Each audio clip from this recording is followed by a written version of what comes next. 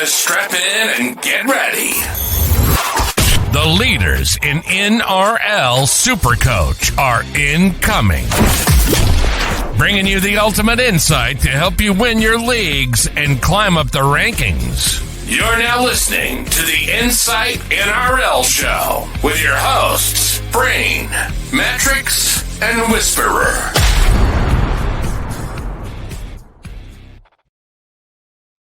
Yes, you are. Welcome back. It's time to talk the big boys up front.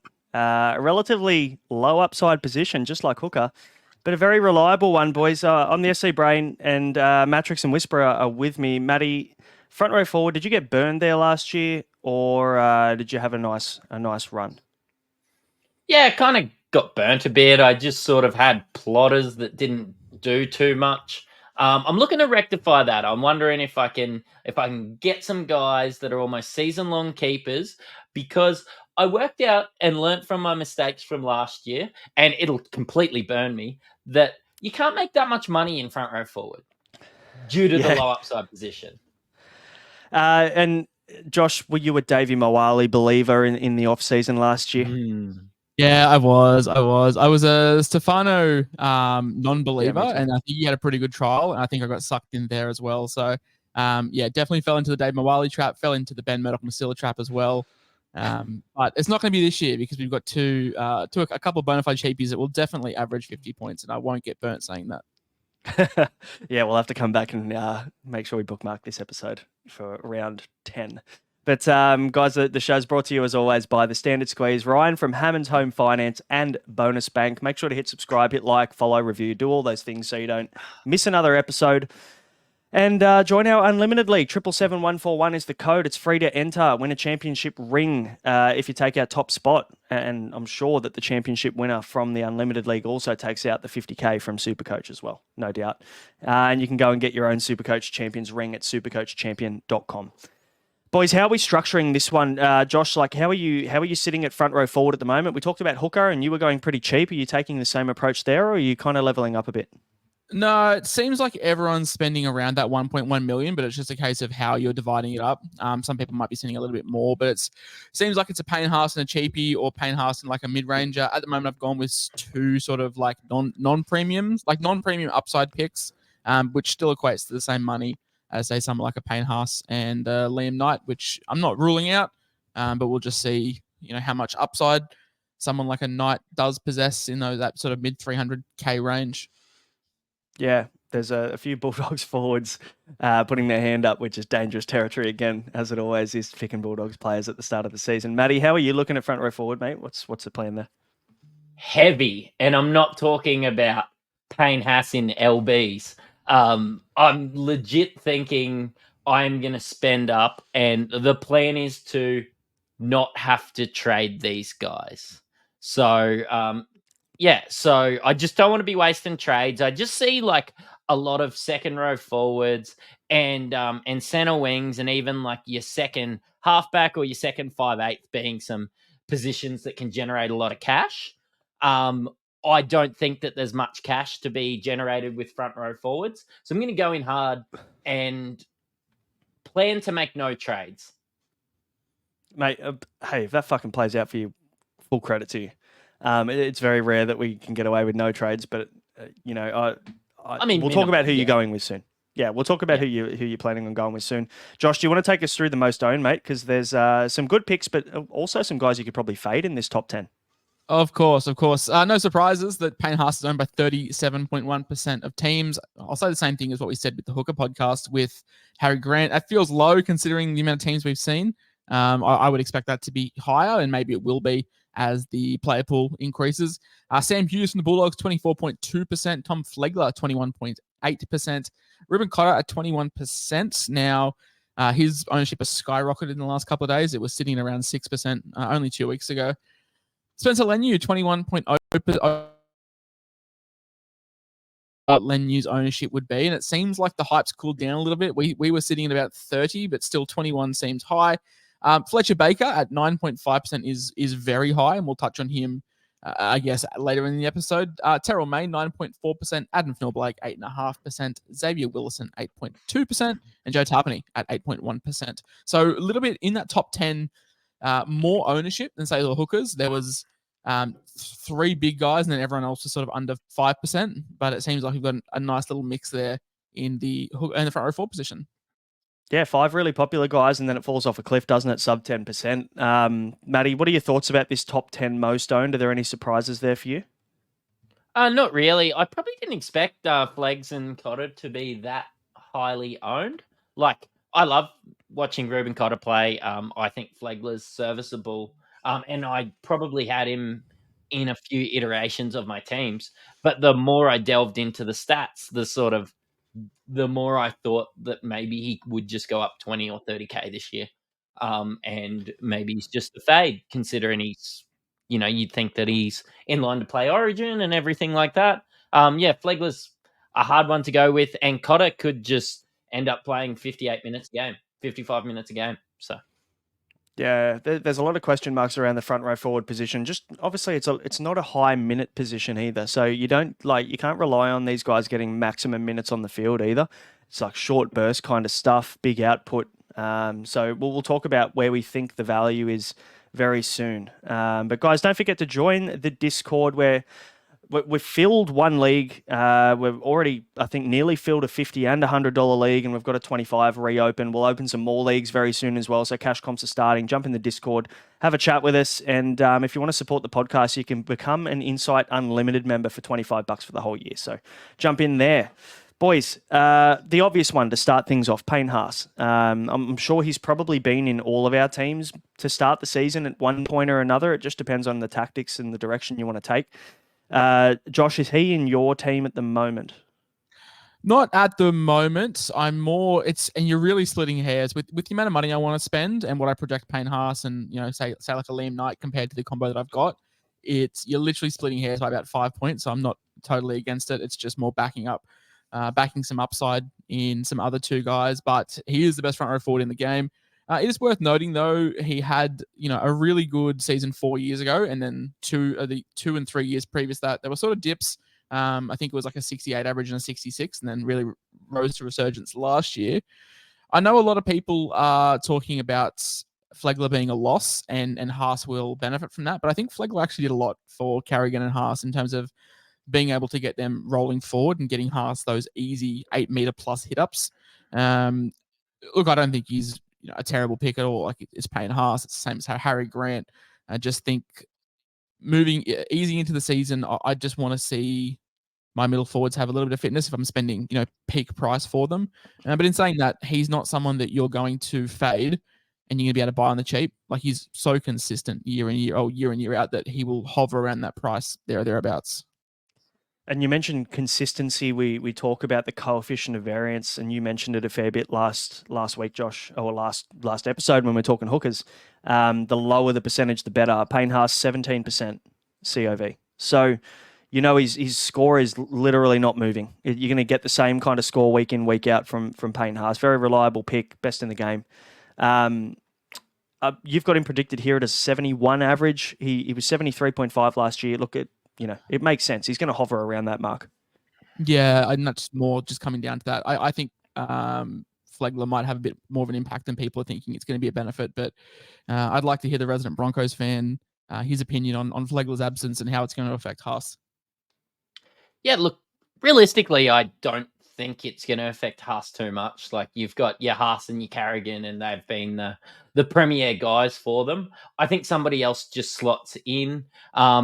Payne Haas might be asked to do a little bit more work, and he really can't do any more work, but he might be asked to maybe take that one extra hit up or whatever. I'm not sure if that's a good thing or a bad thing, whether, he might spend a few more minutes on the bench because he's having a bit more of a run when he's gassed, or whether he just stays out there and becomes an absolute machine. I did see in the notes he does have a big motor. He does have a big motor.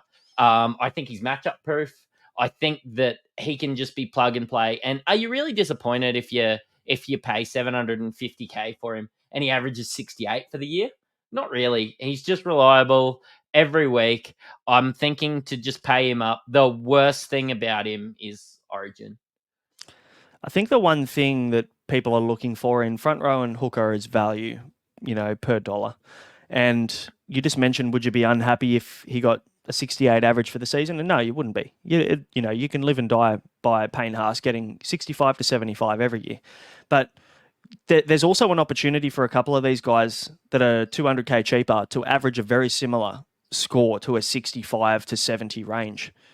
So I think that's what we're trying to find, that diamond in the rough, that forward or that front row forward that can average in the mid to high 60s that can challenge Payne Haas within 10 points, but you can save 200k. That's worth 20 points really when you're picking your team at the start of the season. So it's one thing to consider. I guess his buy schedule for Payne Haas as well, 13, 16 and 24 plays in his favour as well, considering he's got Origin 13 and 16 anyway. So he doesn't necessarily miss too many games that you wouldn't expect him to miss. So he should play the majority of those. He only had 1 try and 3 line breaks last year, Josh, as well. Like, he was way down on attacking stats in comparison to what we know he's capable of.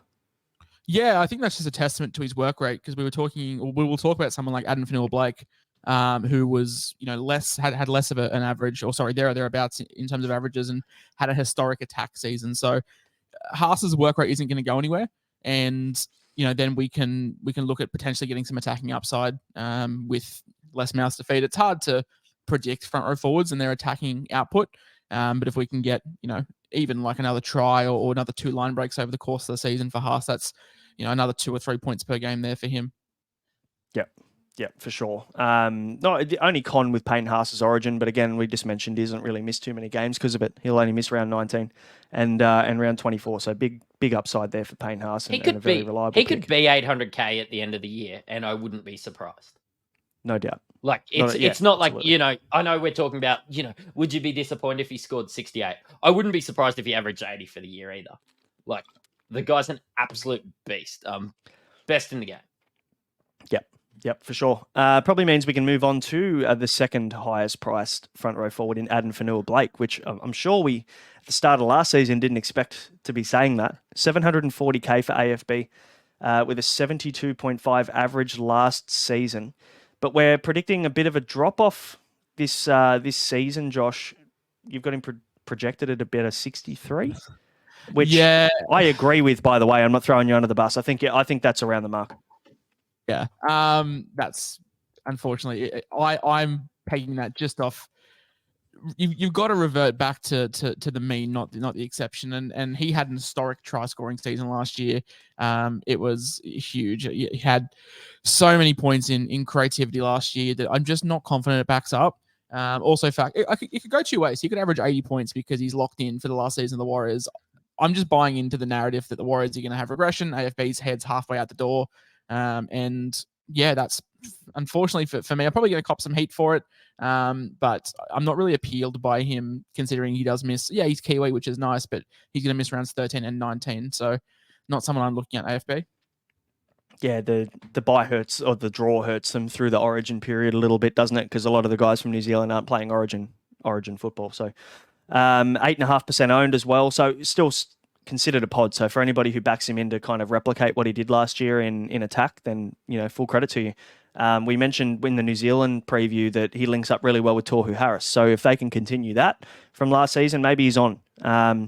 You mentioned the creative points that he got last year, 51 in base he averaged, which is pretty high. I think it was 3rd in front row forwards in terms of just base stats. So he had a cracker year last year, 23 points in create and evade and scoring, though, which is massive for a front row forward. So you've got to expect him to get that again to average around that 70 mark. So there's a lot of risk there. Matty, can he keep up that scoring, or do you think he probably can't either? I think it's super easy at this part of the year to back against attacking upside in a front row forward. So I'm going to say then, yes, let's back against him to do it. If he comes in and averages this again, would I be surprised? No, he had a phenomenal year. He's still at a healthy age. I think he can have another good year. It's probably a position where I would punt on it in draft. I'm going to be staying away from it in classic, because when you see those 23 points in create and evade, you could probably you could probably see him being a 540k player at some stage throughout the year. And that scares the shit out of me when I'm spending 750k on someone. I don't see that happening with Payne Haas. I could see it happening with Adam Fanil-Blake. And you've got to look at the history as well. You know, the last few years, he's been a 600k player for as long as we can remember. So you've got to treat last year as a bit of an outlier. And if you think the Warriors can go and replicate what they did last year, then jump on, because he's going to be the focal point of that. But if you see them fading like we do, he's probably a jump off. Boys, we can jump into Joey Tarpany. He is the third, and I probably should preface this. We didn't mention this at the start, but we are only talking about front row forwards as their first position, not their second. So for any dual position players that have the 2RF at the front, like Tino, he'll be mentioned in the 2RF podcast episode. Tarpany, Josh, what are your thoughts on Taps? Because, you know, last year, I think, or the year before last, he had a phenomenal season, and we kind of considered it a bit of a drop off last year. Yeah, it's Ricky, isn't it? Unfortunately. 656k for Joey Tarps, average 64.3, which, as we mentioned, was a bit of a drop-off on his 2021 score. 2022. I got him pegged this year at a 68, so a bit of a slight improvement. Buys in rounds 10, 14, 19, so covers 2 of the 3 major buys. Being a Kiwi, there's no worrying about Origin backup.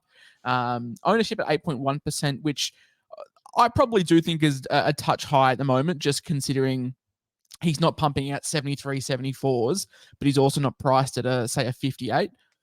So he's in that weird, awkward period where if you have him in your side and you've got the money for him, I absolutely don't hate it one bit. It's just not something I'm keen to spend 650k on. The pros, obviously, 53 in base, super consistent with his variance rating at 22%. For anyone out there that isn't familiar with that stat, it's basically the percentages, how often they deviate from the means. So 20% is fantastic. 20% is considered great. A lot of your center wings, so like AJ, Jason Saab, Addo Carr, like these low base, high ceiling center wings, their variance ratings upwards of 60, 70%, means they fluctuate a lot. But the thing with Joey Tarps, boys, is Ricky Stewart. I'm just backing the bounce back on the fact that Elliot Whitehead's another year older. Josh Papali'i's not getting any younger either. Morgan Smithies, he's a nice pickup, but if you've watched anything of his Super League highlights, he's just another Victor Radley. He could be spending a lot of time on the sidelines. So the resurgence of Corey Horsburgh going to Origin, I just feel it's going to be bulk of minutes over the middle portion of the season for Tarpany to pick up. I can't argue with that. Are you in the same wavelength there, Matty? Yeah, I like it. I just don't think it's a hit out of the park. I think if he averaged 75 to finish the year, I wouldn't be super surprised. I just think it's going to be super consistent. I think it's going to be that sort of late 60s. Really got a good buy schedule too, which probably should be noted. Helped with, his Kiwi accent. I started with Taps last year. I'm not this year. I'm just spending up the extra 100k because I could also see you getting 10 rounds in, and you know what? Payne Haas is still 750k, and Joey Tarpany is still 650k. And we talked a lot last year, didn't we, about Tarpany starting slowly into the season, and that might just be minutes related. Ricky Stewart usually likes his forwards to play less minutes at the start of the season and work their way into things, and obviously, like Josh mentioned, we can't rely on Ricky Stewart for anything. We just don't know what the team's going to look like week to week. So, and great draft pick around that, probably 2, 3, 4 rounds, depending on who's there, but definitely probably not classic initially. 8.1% owned is pod territory, but for a reason, I'd say. Boys, before we jump into what we probably consider the mid-ranges, like sub 600k, we've got to give out a shout out to the Standard Squeeze, helping you drink responsibly and conveniently, of course, by measuring the perfect pour every single time. You can go to their website, thestandardsqueeze.com, and use the code INSIGHT15 to get yourself 15% off everything in store there, thanks to the Standard Squeeze. Junior Bolo. Parramatta Eels, 577k. We know we've talked about the Eels schedule a lot to start the season. It is a very nice draw. But do front row forwards really benefit much from that draw, Matty? Nah. I think front row forwards they might actually get better during a poor schedule because they're asked to do a bit more work. yeah, look, I'm not scared of his draw, but I'm just not seeing a lot of upside with Junior Barlow, really. The one, I guess he only misses, well, he's not going to play Origin this year, and he only misses 16 in that major bye period as well. So a nice little run in the middle of the season, Josh.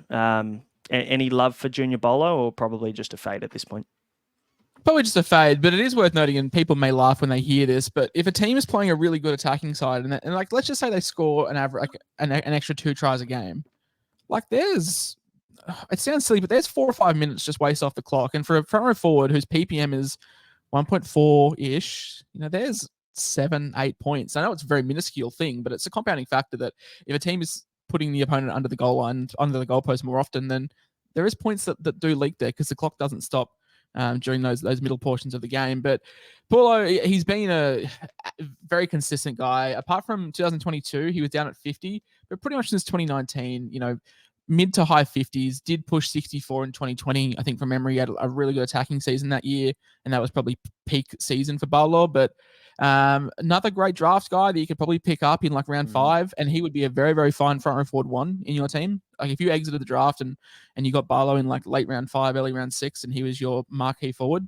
that's really serviceable. But for Classic, he presents no value. He's priced at value. I don't see him going better than what he did last year. He's only done that once in the last 5 years.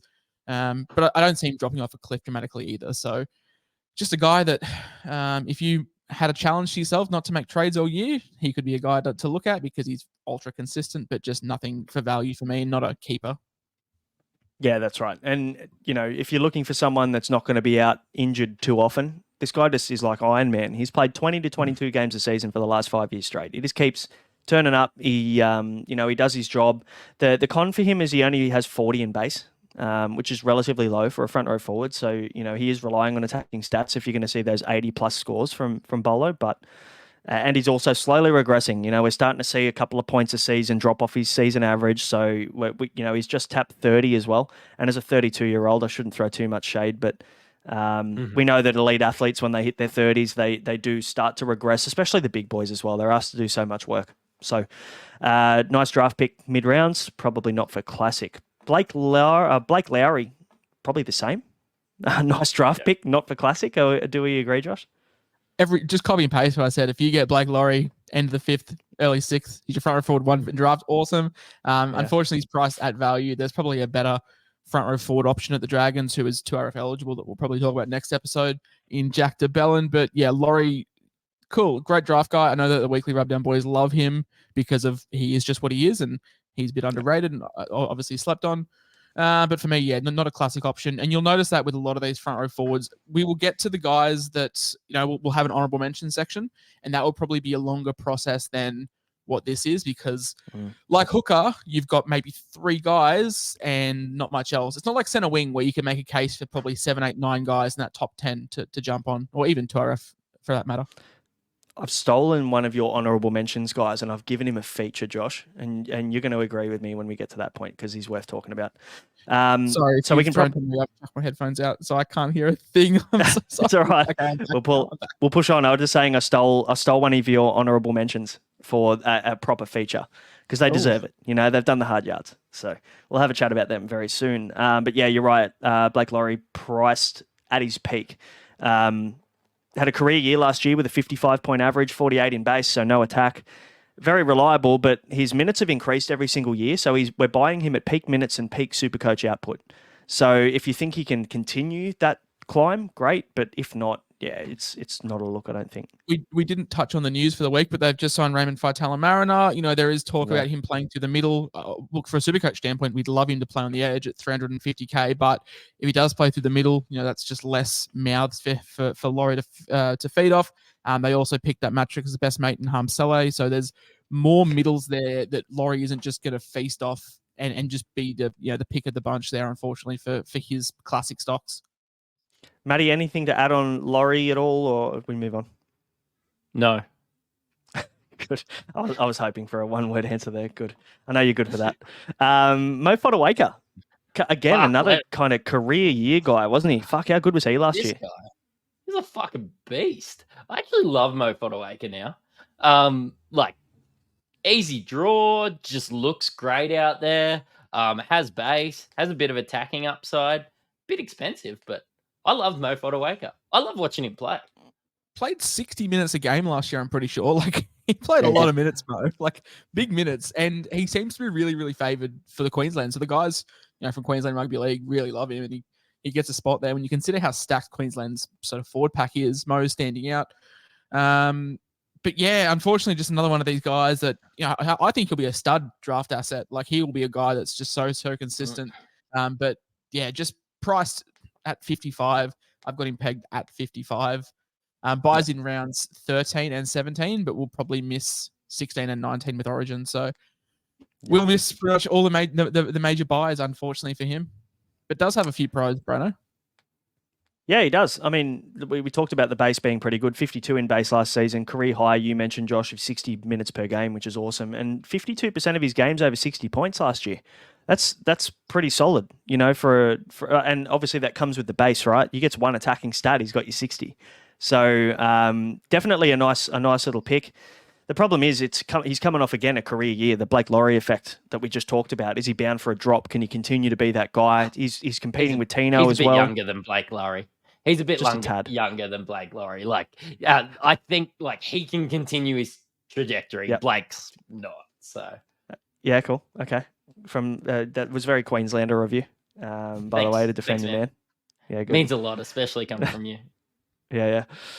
Does he compete with he's competing with Tino? He's on the same team as Tino. Does that affect him at all, Matty? You think, or? I mean, Tino was there last year as well, so no. Cool. Two of my NBA fantasy teams are called Mo Money, Mo Bumba. I could do Mo Money, Mo Fodawaker this year if I really wanted to. Ooh. There you go. I bet you haven't seen that one floating around too often. There's no Mo money, pain in my Mo heart. Tofu. That's awful. It's better than pain in my Haas that I've seen fucking everywhere. I reckon there's about 300 teams. 4 and 20 pies, Pongas Pingers. Oh, just peak comedy. Absolute peak fucking comedy there. Jesus Christ. It's awful. It's awful. But yeah, Fodawaker, nice little pick. Could be maybe a slider in draft that you could pick up quite late too, which I actually really like.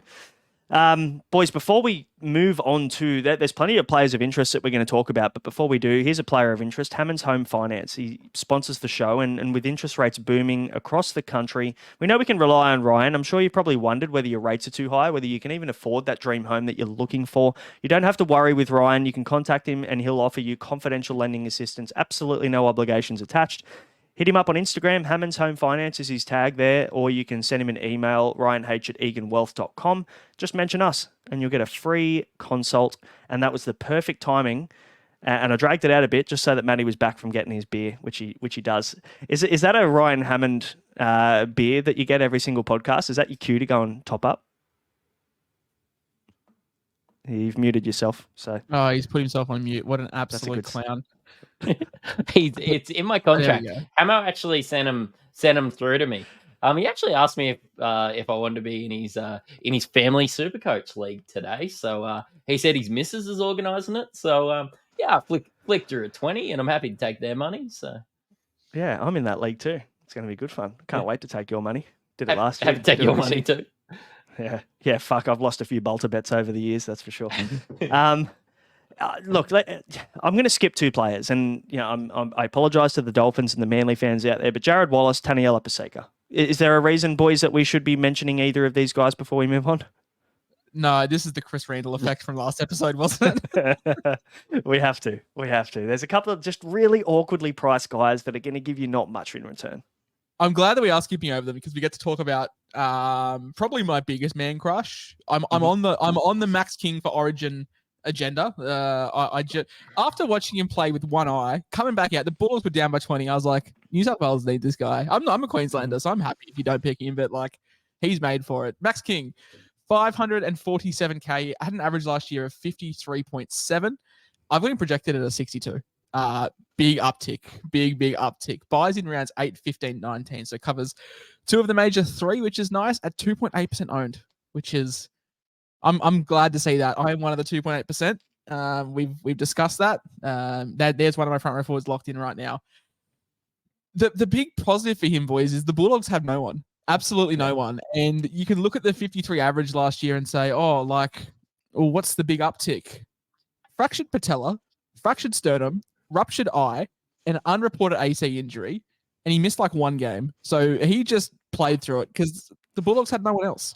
Now, before he had all those injuries, boys, Max King was averaging 63, and that was through the first like 8 rounds. So decent enough sample size. And look, he's not sexy in terms of watching him play. It's going to be very boring. It's the Cam McInnes effect. There's not much, sauce to his game. It's just strictly salt and pepper, no condiments. But you just get through it. After 80 minutes, you look down, he's got 60 points. You're like, sweet, I paid 52 points for this guy, which is what you want to see. I got him in my team too. He's in mine too. I think I had to make a decision. Funnily enough, after the Hooker podcast, it got me thinking. I'm like, fuck, do I really need Harry Grant? And I thought, you know what? No, I don't. And I've loaded up on 2 of these mid-range guys that we'll talk about very soon. But Max King, yeah, he's in my team as well. I think I agree with you. I think in 50-plus minutes last year, he averaged 58.5. So we're starting to creep into that 60 territory very quickly. There were games where he reached 60 minutes as well. So he does have a motor. He's got a bit of a Payne Haas motor on him when he's asked to do the job. And obviously, you just mentioned, Josh, he played through injury for probably at least a third, if not a half of the season last year. Yeah, and not just small injuries. Like I said, a fractured patella, fractured sternum. He had that ruptured eye, which looked horrible, which he ended up just playing the next week anyway. And thankfully, Max King was he liked one of my memes I posted last year. And since then, I've had Max King in the DMs. And there was an unreported AC injury that never sort of made it public as well. So 4 key injuries and he missed absolutely no time. So champion. The bloke is a Terminator. Are you on board with the Terminator, Mattrix? It's hard to be on a podcast with Josh and not have Max King in your team. Look, I don't give him his flowers very often, but he's done a lot of Max King research. Like, he can tell me his grandmother's name. He can tell me his middle name. I can tell me his favorite coffee places. At 2.8% owned, when the stats back up that he could make you 10 points of value in a front row forward position where we just said is really hard to make some money out of. At 547k, it's an absolute must-have for me. With the must-have tag been thrown on. That's a big tag, big expectations to put on the great man's shoulders. But no, like I think, like you said, like if you can pay 550k for a guy to get 63 points, and we project Tarpany to get 65 to 68 points, and he's costing you 100k more. Like, is 100k worth 3 to 5 points? And that's the debate we had with the Grant versus like Brayley, where you save 400k and you lose 20 points. Like, just weigh out those options. I'm not saying jump on Max King. Like, it's not a slam dunk buy because you do have to back him in to stay injury free. And if he's the leading force of a Bulldogs attack with no one behind him, then it's a big ask. But yeah, I'd rather pay the extra money and get him than say someone like a Flegler who we'll touch on, or even like a Terrell May who does have minute risks. Yeah, so many risks with all those guys, but yeah, no risk with Max King. You mentioned he's the guy, isn't he? Who's going to take his starting prop position? Liam Knight going to knock him out? I don't think so. No Raymond Fatala-Mariner, like you mentioned at the start of the show, Josh. He's gone to the Dragons, so yeah, they've just got such a lack of middle depth that he's going to be the guy they lean on. Boys, can we also skip Lindsay Collins? Is there any votes for Lindsay Collins on why we should be considering him? No, if you're going for vote, you go. Yeah, my only vote is he was really good in draft for me last year, but that's the long and short of it. He's not a classic player. He's really good under the high ball too in Origin, just quietly. I'm fucking scarred from that. No, but if you're going to pick a Roosters middle, Lindsay Collins isn't the one to take a punt on. JWH, if Angus doesn't start, he can play through the middle. If Nat Butcher doesn't start, or even if he does start, I don't expect any of these Roosters edges that isn't named Angus Crichton to play 80 if Crichton does get the start. I think all of them will have some kind of rotation because they can all play through the middle, and I just don't see the minutes for Collins to be worth it. And then, if he does play to his average, if you pick Collins and he doesn't suck, but he's not good, and you hold him, you have to trade him out eventually. So you may as well try and go for some kind of upside. Yeah, and let's face it, you go with the cheap guy, or you go a little bit budget here. You're going to need to make trades at front row forward. You're going to want your best team on the park. You're going to want Tarpany and Haas in your team. If you can afford it eventually, you might want those guys. You might want Tino. So yeah, I agree. Your notable mention, Josh, that I've upgraded into the starting 13 is Ruben Cotter. Now, Nice. 22.7% owned at the moment, so very relatively popular. I won't say very popular, but he's not a pod. 542k, so very similar price to Max King. Very similar average last year to Max King, 0.5 of a point. I actually see him going closer to 60 this year than that 53. And the reason for that is purely because at round 12 last year, before Origin, he averaged 60 on the dot. So the guy can obviously maintain those numbers. We saw 2 years ago when he had his breakout season, he was playing 80 minutes in the middle of the field and scoring 90 points. So we know he's got the motor. It's just about the question mark becomes for me, does Todd Payton let him be Ruben Cotter? Or does he turn him into a Jason Taumalolo? What do you think, Matty? I would be pleasantly surprised if in 3 or 4 rounds I'm adding Ruben Cotter into my team. But as a truther, as somebody that's had him in the past, as somebody that's got burnt by Payton's minutes, the inconsistent minutes, and of course him going away to Origin all the time and him just staying that sort of mid-price, I'm okay with not having him. But I would be happy to burn a trade to get Ruben Cotter at some stage during the year. And with the amount of money I have in front row forward, it would be an easy sideways from a Max King. It would be an easy downgrade from a Payne Haas if there was an injury, if Ruben Cotter is suddenly averaging 65 or something like that. But it's too risky with Todd Payton and the inconsistent minutes. Agree, Josh? I think you're buying him at the low. And that's what I'm looking at. So full transparency, my front row forward pairing at the moment is Cotter and King. Ruben Cotter over 55 minutes last year, boys, averaged 62.2. Priced at a 53. Lolo's 30. Payton's just taken the captaincy off him, has alluded to comments that he may not be around much longer. Jesse McLean's 32, 33. Jack Granville's 35. Luciano Leilua is not exactly fit and firing middle forward that's going to play 50 minutes a game. I think there's minutes. I think there's good minutes here for Cotter, and the captaincy, I think, helps. I've got him pegged at, around a 62, which is nearly 10 points, very similar to Max King. But I'm just looking at that over 55 minutes, and I think he could definitely punch that out. We saw him play 80 in Origin, and one of the toughest arenas on an edge. And yes, an edge is a little bit different to the middle, but I'm seeing a lot of value in Cotter, and happy to spend up a little bit more. You get a nice duel too. He's not a guy that I'm keen to sort of hold during Origin, considering their buys are in 16, 19, 25, and he'll play Origin, so he'll be out for 13 as well. A 3-month lease on Ruben Cotter until round 12. I'm really keen on that for 542k. I don't think you're going to be selling him for a loss, even if it does go belly up. And if it does go belly up, you're still getting 53 points a game, which, you're not getting any value, but you're not losing anything either. And surely there is one of these sub 400, around that 400 mark guys that takes off really well. And if it does go belly up, you bail to one of them and have some cash in your pocket. So I do like going those two kind of 500k guys, the Cotter Max King combo, because if one of them doesn't work out, you go up or down. You never want to pray for an injury, but if Payne Haas gets a HIA after 10 minutes, he's gonna drop cash over 3 weeks. And obviously you're never wishing for that, but if one of these guys just has a knock and they play limited minutes, and you get the value on King or Cotter that you think there's there, it's a pretty cheap upgrade. Especially even someone like Tarpany. If Tarpany does start slow, mate, round 12, Cotter to Tarpany could be on. Yeah, I can't disagree. Again, they're my front row forwards as well. The bench will look a little bit different, I'm sure, but Matty, can we convince you to pick Ruben Cotter to start the season? Who have you got at the moment? Payne Haas and Max King.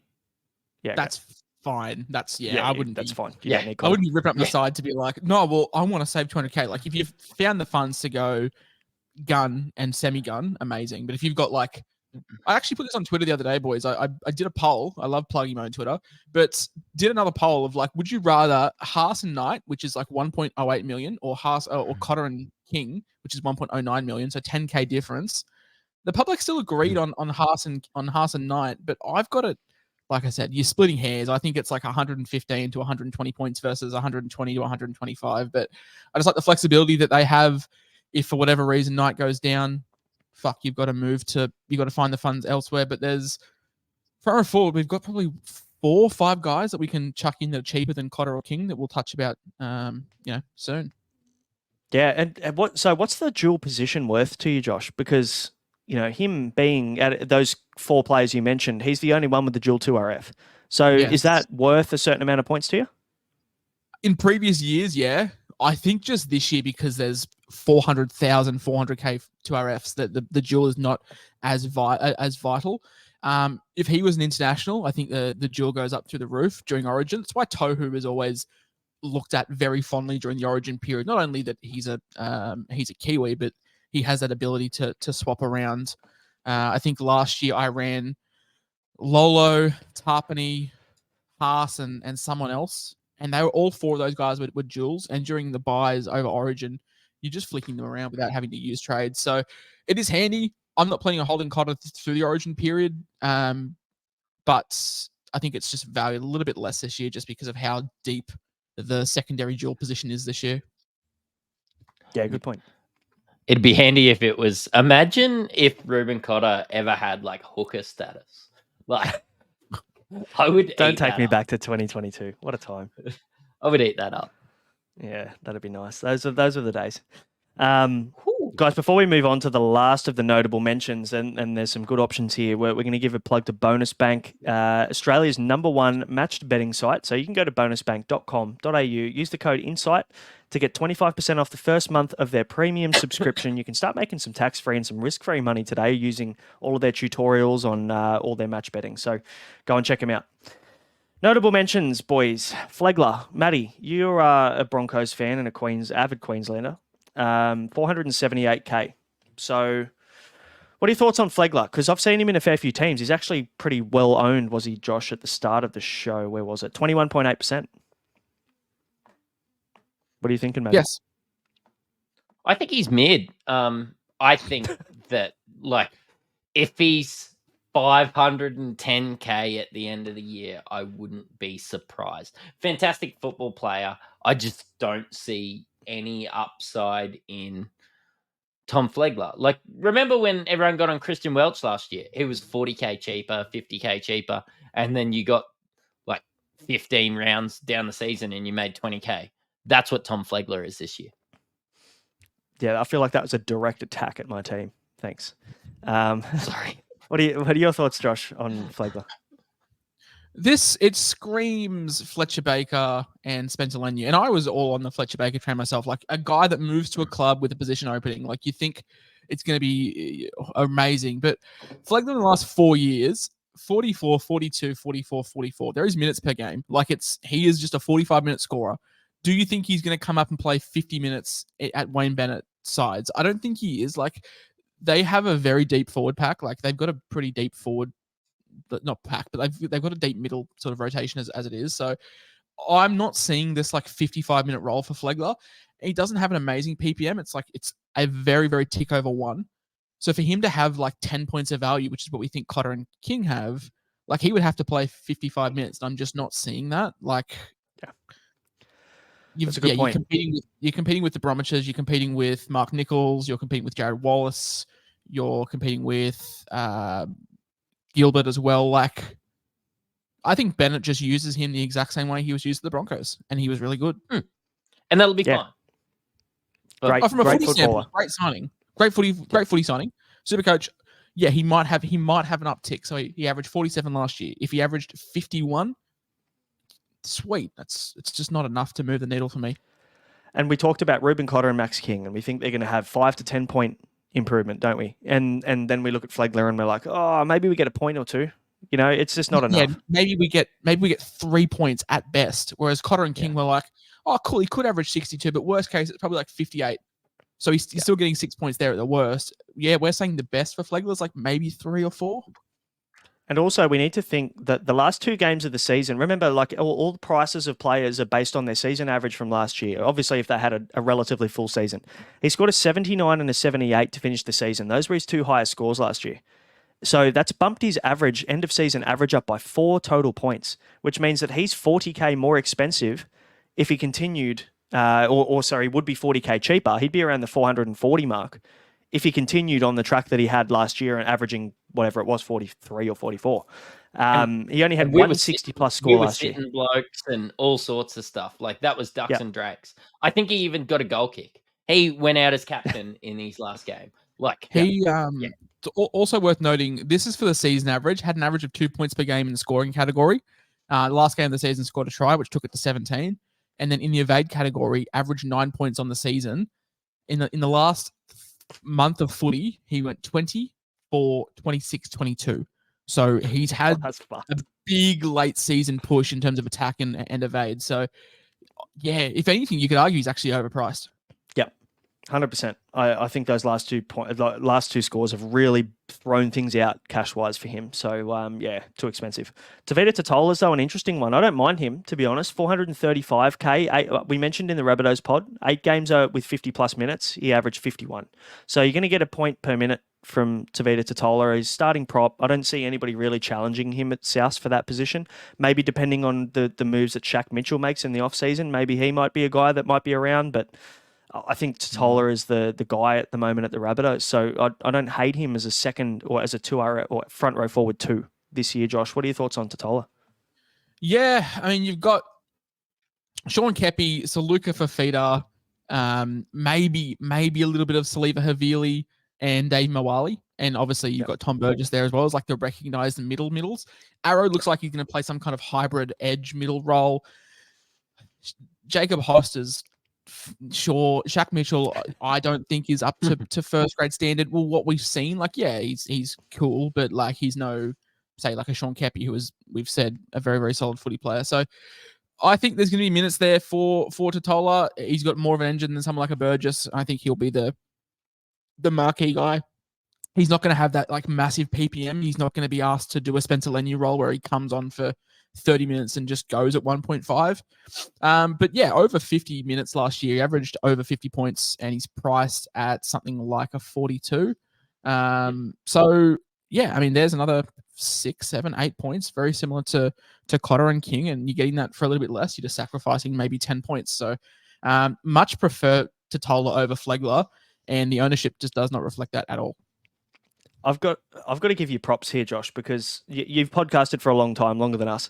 And the Jacob Host slander that you nearly pulled there and pulled out of real last minute was fucking very impressive. So well done. Very well done. I would have lit him on fire. I mean, like he is cool. He is Jed Cartwright levels of like, sweet. He'll fill a hole. But like, yeah, I think ownership is actually very telling with Flegler and Totola. I think Totola presents more value. I think Totola probably averages more for the season, and no one talks about him because Tavita Totola is not someone that you sit around the dinner table with and go, oh shit, have you seen Tavita Totola's mixtape?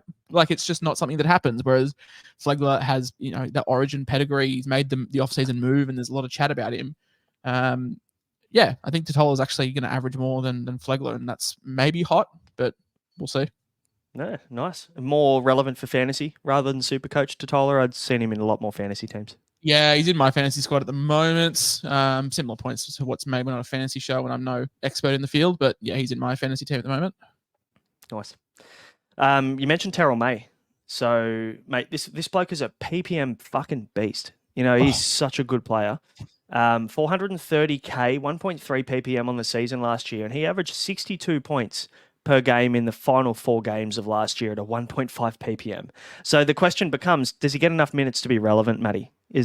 How do you see this playing out with all the middles and the fucking forwards everywhere at the Roosters? I would maybe love to add the best mid Roosters player in round 4. It's just really hard looking back. Like, I would love to see Crichton get the minutes. I'd love to see Terrell May get 40 minutes. I would love to see all like Suawong get minutes, but like they obviously have so much talent. I'd love to see Brandon Smith come across, play hooker for a little bit, slide across and play lock. Like, one of these guys, I'm going to own in my team throughout the year, but I'm going to sit back. I'm going to have people around the same price, and I'm going to make a trade in round 3 or 4. And the sad part is when we look at this forward rotation for the Roosters, Josh, like, could Terrell May be the guy that misses out? Like, there's a lot of talent. We're dropping a starting caliber player, I reckon, misses out in this team to start. Yeah. Okay. So let's work this out. So Watson gets picked. Like he just play gets 14. picked. Yeah. So you've got JWH, you've got May, you've got Collins. They're your 3 recognized middles. Yep. Then you've got Crichton, Wong, Tupanua, Butcher, Spencer Leniu, who's just come over. So there's 9 names I've given you to fit into 2 props, 2 back rowers, and that's not Victor Radley, and that's not Brandon Smith. So there's 11 names. 11 names to fit in 9 spots. So I think Egan Butcher's going to be one of them that misses out. And then, pick a name out of that 11 to drop. So it's tough. Terrell May, we talk about 10 points of value being like the gold standard or the benchmark. Let's say he averages 1.3 ppm. I think going bigger than that is just not viable. It's not going to happen. We look at his back end of the season, 1.67. That was with an evading stat. 1.07, 1.25, 1.49 with some evade.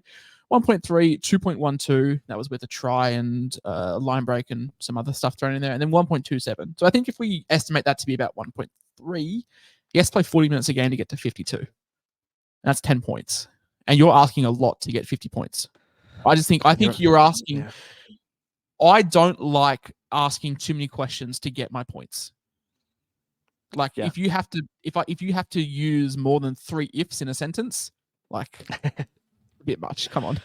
Yeah, it's a stretch, isn't it? If this happens, if that happens, or what if Robbo wakes up on the left side of the bed this morning? Like you're just asking for the stars to align for him to get 50 points, and I can see it. Like people are gonna look at last year where he just went bang, bang, bang. And be like, oh, fucking unreal. And you know what? He'll probably go huge in round 1 because there's no JWH in Las Vegas. But it's just like, there's going to be 4 middles on the bench. Like Watson can play through the middle.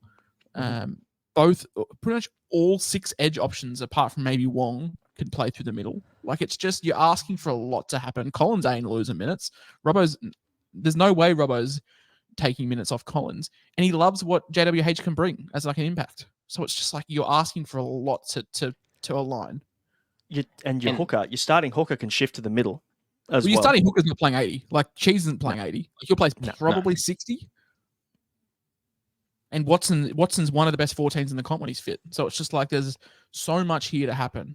And that's why I know that we got super high on all the edges last week for the Roosters, but I looked into it more and more. And I'm like, I'm probably only going to start with Angus. And that's if he starts, because I don't see Wong playing 80.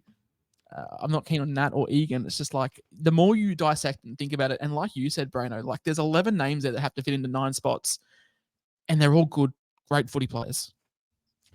Yeah, that's an understatement. Fuck, the names you rattled off there. I mean, we're talking Angus Crichton, right? Like, and people on X off him. We've seen a lot of Angus Crichton slander saying, oh, the bloke's done for and all this kind of... There's no way he's done for. Not a fucking chance. He's good enough to start. He is an Australian kangaroo fucking edge back rower. Exactly. He was 800K a year ago. Yeah, and he's one of the first picks 2 years ago. Like, people were opening up their team picker in January and being like, oh, fuck, Angus Crichton's 680K?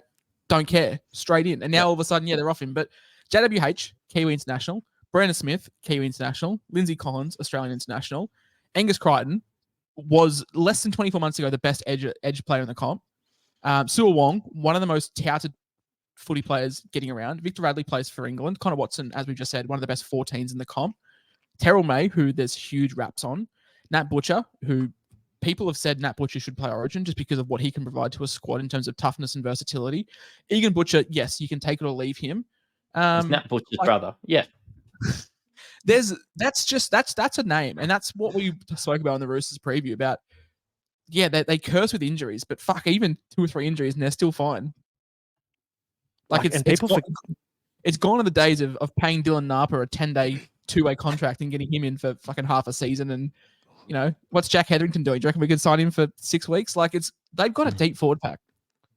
Yeah, and Dylan Napa, didn't he make his return like the back end of last year for one game or something? That was great. Fun. Satili Tupanua, people forget 2 years ago as well, was competing with Angus Crichton, wasn't he? Like, he was as good as Gus Crichton on the right edge. He was a great Supercoach pickup 2 years ago, and now he's just fallen off the radar purely because he's coming back from a fucking ACL. Like, no one comes back well from an ACL. Well, the Roosters didn't want to give up Tupanua for Dom Young to go early. I remember how the Knights were like, cool, give us Egan and give us Tupanua and you can have Dom Young early. And the Roosters were like, no, we're good, thanks. So they obviously still rate him. Yep. There's so many. This has turned into Sydney Roosters fucking preview again. Anyway, we've had fun. Back to Terrell May. Lot of mouths to feed. Lot of fucking mouths to feed. And none of them are 80-minute players. And could be overpriced with their averaging 62 in the final 4 games. Like, Terrell May is probably in the same ilk as Tom Flegler, that even at 430k may be overpriced with that many mouths to feed. Yeah, and all the points came when he had the opportunity, right? And he got minutes. He got 40 to 50 minutes in those games. So, yeah, no. Harmsele, go on, Matty. Do your best. Mate, it's St. George. Harmsele went across. It was 420k. I had him in my first iteration of the team. Look, they've went and got Rafe now. Maybe I'll look towards Rafe now, but I don't know. I just look at St. George and I see everything staying the same. I wonder if adding some blokes like Harmsele and Raylan Fatana Mariner could inject some life into the lowly Dragons. Yeah, fair enough. Look, he's never averaged more than 40 minutes in his career. So he's always been that bench guy, though, at Souths and stuff. Like, I'd love for him to become that guy. I just don't see it happening.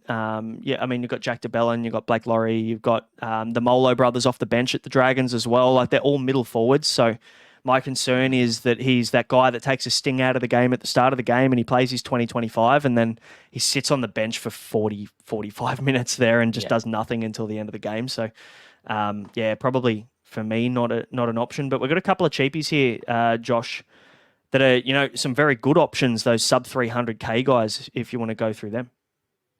Yeah. First one being Sam Hughes. Now, Ryan Sutton had surgery a couple of days ago, so he's going to be out for 8 to 10 weeks.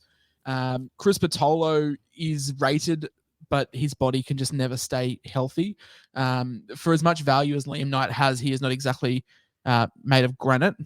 He can be a little bit injury prone at times, and we've already touched on Max King. For all his positives, he did have 4 major injuries last year that he had to play through. So Sam Hughes looks to be the guy that's going to nab a bench spot for the Dogs. I think there's going to be minutes there. You got Jacob Preston, who's an 80-minute player. You got Kikau, who probably plays 65. So you've got edges there that take up a decent amount of minutes. Sam Hughes, he's been given the world famous Gus Gould Trainer of the Preseason Award, which Presto got last year, and it turned out well. So Sam Hughes is owned by 20-something% of teams. I'm just scrolling back up here quickly. 24% of teams. I feel like that's after Tuesday, round 1. That'll be probably close to 50%, I would imagine. And especially as more people open the game up and just filter by ownership, Sam Hughes will definitely be picking up some ownerships there. Do you have anything else to add to that before I sort of talk about the next name? No. Back in Gus. Back in Gus. In Gus we trust. And the next one is Liam Henry. Now, Liam Henry from the Penrith Panthers. Now, I think this is just a process of elimination. Jared Hargraves. Sorry, Jared. Imagine if Penrith had him as well. James Fisher-Harris only plays about 45 minutes a game. He's not a huge motor man. And Moses Leota is the exact same. Only plays about 40 minutes a game. Now, we've just had Spencer Leniu depart, and you would expect Lindsay Smith moves into that role. Now, Lindsay Smith actually played 40 minutes a game last season as well, so he had a time split with the starting props too. So basically, if you just look at it like a simple depth chart, Smith moves up, Leniu drops out, and there's someone else there to take up the mantelpiece, and you expect Liam Henry to be the next sort of man off the rank. Jamin Salmon has moved on, so there's obviously more minutes there to be opening up for him as well. Hot Scott and Liam Martin play about 65 minutes a game each as well, so they're not huge 80-minute guys, and there'll be some rotating there in and out, but I definitely like Liam Henry to be starting not starting, sorry, to be getting 25 minutes off the bench and at bottom dollar. That's all we can ask for from a front row forward. If he's putting up 1.15, that'd be great. Yep. Yeah, there's your 10 points of value right there, straight up off the bat. And you don't need your front row forward 4 to be doing all the work. You don't need a 50, 40, 30 points of upside from that guy. You need 10. And you start to make your moves to the next guy, don't you? Can we chat about Fletcher Baker? Because his ownership was sky high. I think it's also around 20 something percent. Fletcher Baker is sitting at, it's only 9.5%, but I still feel that's too high. Now, had a groin injury late in the season or early preseason. Then he's just coming back from that, and we said we wanted to watch him play trial footy. The unfortunate thing is the Broncos fly out 2 days after their week 2 trial. I don't think we see Fletcher Baker play much minutes. You're picking him blind. I'm not feeling it. I thought he'd be a slam dunk pick, but from all the talk, like they still really like Marty Tapau. They still really like is it not Jensen? Is it Jensen? Willison. Yeah, it's Jensen. No, Willison's there, Jensen. Yeah. And so Jensen, yeah. Corey Jensen and Willison as well, like Chuck Xavier Willison in the mix. I'm getting the trap vibe. Not trap, but like I'm getting big disappointment vibes. You're sitting there going, oh, what have I got myself into? And I feel like that could be the case with Baker. Even if he's named to start or even named at like 15, you're like, oh, what if he gets 35 minutes? And he just doesn't. Yeah.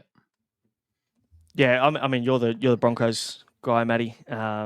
Come across from the Roosters. Is that the appeal? Is it that he's just come to a new club and we think there's automatically going to be opportunity there? I still think he fills the Flegler role. I think he's better than Marty Tapau. I think he's better than Xavier Willison, or at least more experienced than Xavier Willison, while the Broncos have premiership aspirations. Like, we'll continue to develop our young players, but I don't think this is Xavier Willison's year. Think about how long we've taken to get Brendan Piakura into he's been a guy that people have added in their teams for the last 3 years, because he's been touted as such a great player. Willison will be that guy for a little while. I think there's value in Baker. I think Baker will take that role. But with how good Payne Haas is, best case scenario, he's 400K in 15 weeks. Yeah, it's tough because you're looking at a grand final team. They're not going to make too many changes. They did well last year. So you're not going to see too many ins and outs. You're not going to see too much opportunity kind of just open out of nowhere. You're going to, you've moved on Flegler, but, that's been filled pretty quickly and can be. So, yeah, I agree. I've got Willison in my team at the moment. Yeah, probably. I've got Willison in my team just because he's cheaper at the moment, but I'm just waiting for that kind of hit out of the park obvious option at front row forward at the moment. And I just don't know whether there's too many aside from, Sam Hughes, Liam Henry could be a good shout. There's your two cheap guys. If he plays 40, then he's got 10 points because he's priced at a 30, goes at about a 1.05 ppm. Like if he plays 40, then amazing. It's just a big step up for him. Like he's played 23, 26, 29. So he's had gradual increases year on year. And then to ask him to play 40 off the back of a groin injury in the preseason, I think he will get to there. I'm just not keen to pick him up round one, just because I think there'll be a minutes restriction to start with. Just slow preseason, probably won't play a huge amount of trials footy, and I know that middle forwards don't need to learn the plays or anything too quickly, but if you're not training at your hardest during the preseason, it will take maybe 5 or 6 weeks to get some match fitness up. And also, we've got to look at the amount of games he's played in the NRL each season, 16, 14, 13. He's never had a full season in the NRL either, so there's going to be an adjustment there as well as the season goes on. So, probably not the guy we're hoping him to be until potentially next year. Maybe we're talking about him next year. Also just turned 24 as well. Like it's not, he isn't a 27, 28-year-old that's, fully matured into his body either. So he's just turned 24. Boys, any other front row forwards we want to mention before we wrap this one up? We've covered a ton. No, I was looking forward to Tanola Paseka, but you've cut him from the run sheet. So unfortunately, the punters don't get to hear my thoughts. We're shout out to Phil. Actually, Phil's got him in his team as well. I asked why, and he said he was training the house down. So keep an eye on that. We're going to have to do a Taniela Paseka episode as a feature. I think. Yeah, an emergency pod. I had a 15-minute Sean Kepi rundown written up, but it looks like we're pretty pressed for time, so I might have to forget about that one. Yeah, no, we'll keep those for the second Manly preview because they're that good. We'll talk about them again.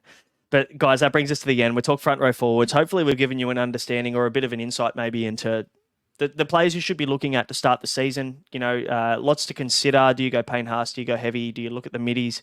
And then obviously we're going to see a few front row forwards pop up off the bench when Teamless Tuesday hits that are going to become very popular. But guys, that'll do. Don't forget to like and subscribe on YouTube if you're watching us here. Follow and review if you're listening to us on audio. Join the Discord, join the Unlimited League, do all that shit. We would love that. And we're going to see you next time. We're going to be talking 2RFs. There is a shitload of 2RFs to be talking about. So stay tuned for that one. Hours. Might be a bit longer than an hour, yes. Could be a monster. So keep an eye out for that in the coming days, guys. Until then, enjoy. You've been listening to the Insight NRL show. We'll see you later.